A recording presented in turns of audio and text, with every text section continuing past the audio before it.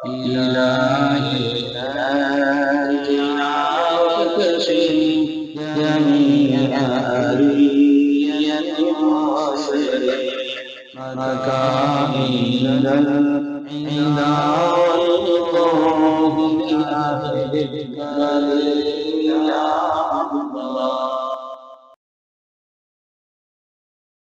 அல்லாஹ் ரஹ்மான் ரஹீம். கண்ணியமிக்க முஃமினீன்களே, நாம் வாழக்கூடிய இந்த உலகத்தில் ஒருவருக்கொருவர் உதவி செய்யாமல் மனிதர்களால் வாழ இயலாது. எனக்கு யாருடைய எந்த உதவியும் எனக்கு தேவையில்லை அப்படின்னு யாருமே வாழ முடியாது. ஏதோ ஒரு உதவி ஒருவர் மற்றவருக்கு தேவைப்படக்கூடிய உலகம்தான் இந்த உலகம். அதே நேரத்தில் நாம் செய்யக்கூடிய இந்த உதவி உபகாரங்களுக்காக வேண்டி பிறர் நம்மை புகழ வேண்டும், பாராட்ட வேண்டும் என்ற எதிர்பார்ப்பு இருக்கிறதே, இது மனிதனை ஆபத்தில் வீழ்த்தக்கூடிய ஒரு காரியம். இந்த புகழ் மொழி அப்படிங்கிறது இருக்கிறதே சாதாரணமான விஷயம் அல்ல. நாம் விரும்பக்கூடாது. ஒரு ஆள் புகழ்கிறாரு, அது அல்லாஹ் தந்த ஒரு கிஃப்ட். ஸல்லல்லாஹு ஒரு ஆள் வந்து கேட்டாங்க, யா ரசூலல்லாஹ் அராய்த ரஜுலன் யஅமலுல் அமல மினல் கைர். ஒரு மனிதர் நல்ல காரியத்தை செய்கிறார், ஓ யஹ்மதுஹுன் நாஸ், மக்கள் அவரை புகழ்கிறார்கள், இது குறித்து என்ன நாயகமே என்று கேட்ட பொழுது கால ரசூல் சொன்னாங்க, தில்க ஆஜிலுன் புஷ்ரால் முஃமின். ஒரு முஃமினுக்கு அல்லாஹ் கொடுக்கக்கூடிய கியாமத்தில் தான் அல்லாஹ் பாக்கியத்தை கொடுப்பான், ஆனால் உலகத்திலே கிடைக்கக்கூடிய ஒரு சன்மானம், ஒரு சோபனம் என்று சொன்னார். மற்றவர்கள் புகழலாமே தவிர அதை நாம் எதிர்பார்க்கக்கூடாது என்று மார்க்கம் நமக்கு சொல்லித் தருகிறார்.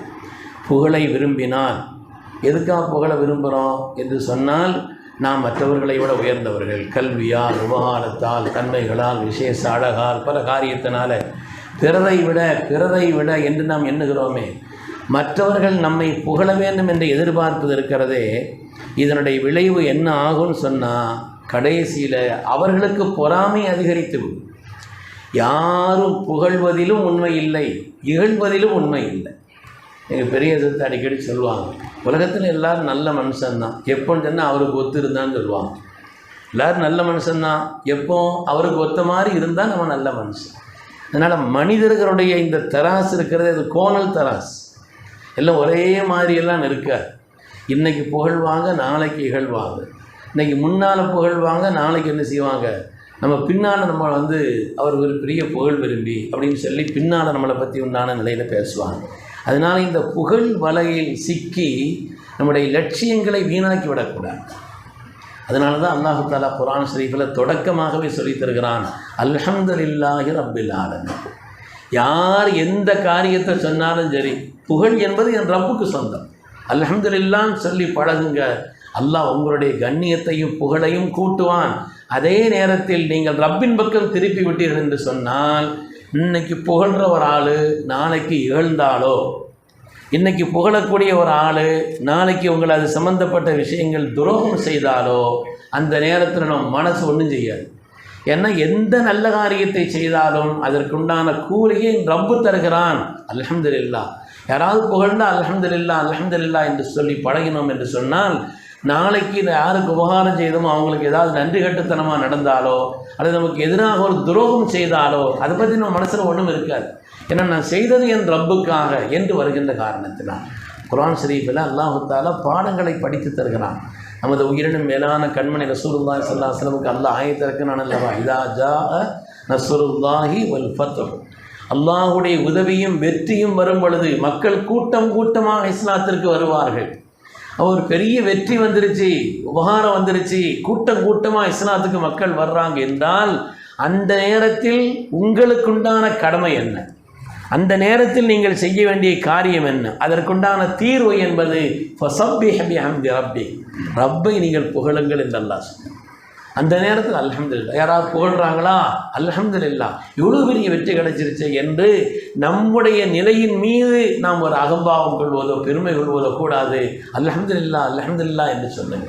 அதனால தான் ஸல்லல்லாஹு அலைஹி வஸல்லம் சொன்னாங்க, அன சய்யிது உல்தி ஆதம், இந்த உலகத்தில் வந்த எல்லோருக்கும் தலைவர் நான் தான். ஆதம் அலைஹிஸ்ஸலாமுடைய மக்களுக்கெல்லாம் தலைவர் நான். ஒலா ஃபஹர, பெருமைக்காக சொல்லல. கியாமத்தில் என்னுடைய கையில் தான் புகழ் கொடி இருக்கும், பெருமைக்காக சொல்லல. நான் தான் முதலாக சொர்க்கத்தினுடைய வாசலை அசைத்து திறப்பேன். பெருமைக்காக சொல்லலை, எல்லாத்தையும் சொல்லி சொன்னாங்க பெருமை முழுவதும் என் ரப்புக்கு சொந்தம்னு சொன்னாங்க. ஏன்னா அதை கொண்டு பெருமைப்பட்டால் அதுவே சிறுமைக்கு காரணமாகிவிடும் என்று மார்க்கம் சொல்கிறது. சொன்னாங்க யகூனு ஃபி ஆஹிரி ஸமான், காலங்கள் பிந்த அக்வாமும், இப்படி மனிதர்கள் இருப்பார்கள். அவங்க யாருன்னு சொன்னால் அஹ்வானுல் அலானியத்தி அதாவு சரீரத்தி, வெளிப்படையாக நல்ல சகோதரர்கள் மாதிரி இருப்பாங்க, ஆனால் அந்தரத்தில் நம்முடைய விரோதிகளாக இருப்பாங்க. அதனால் நாம் யாரையும் அப்படி நினைக்க வேண்டியதில்லை. ஆனால் நமக்கு ஏதாவது ஒரு புகழ் உயர்வு ஏற்படும் பொழுது அதை ரப்பின் பக்கம் திருப்பி விட்டோம் என்று சொன்னால் நம்முடைய உள்ளத்தில் எதை பற்றி உண்டான ஒரு கவலையும் நமக்கு இருக்காதுங்கிறத ஞாபகத்தில் வைக்கணும். அருமையான பெருமக்களே, அதற்கு துல்கர்னைன் அலைஹிஸ்ஸலாம் பெரிய மாமன்னர், உலகத்தை கட்டி ஆண்ட மாமன்னர், பெரும் கோட்டையை கட்டினார். எதிரிகளுடைய விரோதிகளுடைய தீமையிலிருந்து தங்களை தற்காத்துக் கொள்வதற்கு இவ்வளோ பெரிய கோட்டை கட்டிட்டாங்களே, சாதாரணமாக இயலாது. இது இப்படிப்பட்ட ஒரு மகத்தான கோட்டை கட்டிட்டாங்கன்னு சொல்லி அவங்கள பாராட்டுற நேரத்தில் அவங்க சொன்னாங்க ஹாதா ரஹ்மத்து மிர் ரப்பி, இது என் ரப்பினுடைய ரஹ்மத், அவ்வளவுதான்.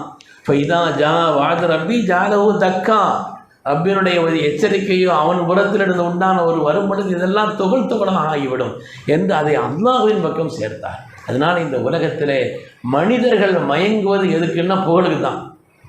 புகழுக்கு மயங்கிடுவாங்க. காண்டாமிருகத்தை பிடிக்கிறதுக்கு ஒவ்வொன்றையும் பிடிக்கிறதுக்கு ஒரு வழி வச்சுருப்பாங்களாம். காண்டாமிருகத்துக்கு பிடிக்கிறதுக்கு வழி என்னன்னு சொன்னால் பெரிய உருவம் கொண்ட ஒரு கண்ணாடியை கண் முன்னால் காமிப்பாங்களாம். இந்த புகழ் மொழிங்கிறது ஒரு பூத கண்ணாடி, நம்மளை பெருசாக்கி காட்டும். ஓ, நம்ம பெரிய ஆனந்தம் போல் தெரியுது அப்படின்னு நம்மளை பெருசாக்கி காட்டும். அதை மனிதன் நினைக்க ஆரம்பித்து விட்டால் சிறுமைப்பட்டு போய்விடுவான். அதனால் புகழ் மொழிக்கு நாம் மயங்கி விடக்கூடாது. யாராவது புகழ்ந்தாங்க நம்ம செய்கிற ஒரு நல்ல காரியத்துக்காக அல்ஹம்துலில்லாஹ் என்று நாம் சொன்னோம் என்றால் அதற்கு பிறகு வரக்கூடிய எந்த விதமான குறைபாட்டுக்கும் நம்முடைய மனது கலங்கி போய்விடாது. அருமையான பெருமக்களே, அல்லாஹ் விளங்கும் நசீபை தந்தருள்வானா, அல்லாஹ் நம்மை கண்ணியமானவர்களாக ஆக்கி அருள்வானா. எந்த விதமான கேவலத்திற்கோ எந்த விதமான இழிவிற்கோ ஆளாகி விடாமல் அல்லாஹ் நம்மை கண்ணியமானவர்களாக ஆக்கி அருள்வானாக. கண்ணியத்தை தரக்கூடியவன் ரப்புதான் என்ற மேலான எண்ணத்தையும் நம்மிடத்தில் தந்து எந்த காரியம் உயர்வு நடந்தாலும் அல்ஹம்துலில்லாஹ் என்று சொல்லக்கூடிய உயர்ந்த பழக்கத்தையும் அல்லாஹ் நமக்கு நசீபாக்கி அருள்வானா. அல்ஹம்துலில்லாஹ் அல்ஹம்துலில்லாஹ் அல்ஹம்துலில்லாஹ் என்று சொல்லி ஒரு மூமின் சொர்க்கத்திற்குள்ளே காலடி எடுத்து வைக்கும் பொழுதும் சொல்லக்கூடிய முதல் வார்த்தை அல்ஹம்துலில்லாஹ் என்று வருகிறார். அல்லாஹ் அந்த நசீபையும் தந்தருள்வானாக. ஆமீன் ஆமீன் யா ரப்பல் ஆலமீன். வ ஆகிரு தஅவானா அல்ஹம்துலில்லாஹி ரப்பில் ஆலமீன்.